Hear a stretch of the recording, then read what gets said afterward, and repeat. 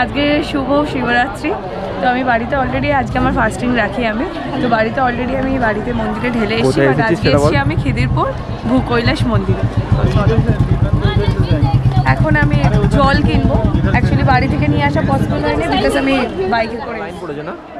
বিশাল line, মানে বিশাল line, আমি তো ভাবতেই করতে পারি বলে। অ্যান্ড এখানে দেখ একটু অন্যরকম একটা যোগ্য টাইপের কিছু হচ্ছে।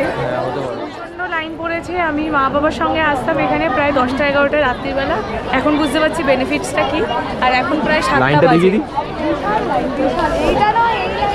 এখান থেকে শুরু করে এই তো, হ্যাঁ এই লাইনটা পুরো গিয়ে তো আমরা এখানেও ঢালতে পারি, এটা কোনো ব্যাপার না। এখানেই ঢালবি তো? চলো এখানেই আমরা বাবা তো এক কোনো ব্যাপার না, বাট আসতে পেরেছি এটাই। কিন্তু আমাকে অবশ্যই জানিও যে শিবরাত্রির দিনে তোমরা কে কে ফাস্ট রাখছো বা উপোস করছো। আমি কিন্তু অনেকটাই ছোটোবেলা থেকে করি, সেটারও পিছনে একটা রিজন রয়েছে। আমার মা আমাকে ছোটোবেলায় বলতেন যে ক্লাস 10 থেকে আমি শিবরাত্রি করছি। আমার মা আমাকে ছোটোবেলায় বলতো যে শিবরাত্রি করলে ভালো রেজাল্ট হবে।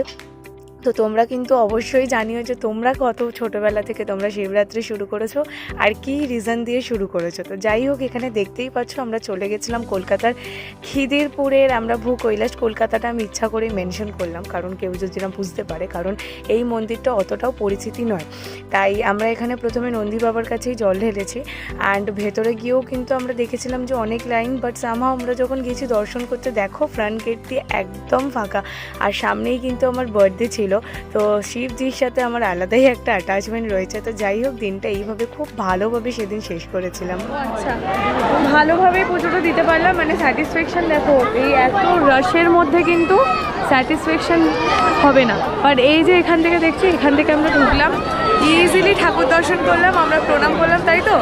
কেমন লাগলো? তুই তো এটা ফার্স্ট টাইম এলি। হ্যাঁ ভালো, ভূকৈলাস মানে সত্যি খুবই ভালো লেগেছে আমার। মানে এইখানে অফ টাইমে আসলে, পুজো ছাড়া অফ টাইমে আসলে খুবই ফাঁকা থাকে, ভালোও লাগে বেশ। তাহলে আমাকে থ্যাংক ইউ বল, আমি একটা ভালো জায়গার খোঁজ দিলাম।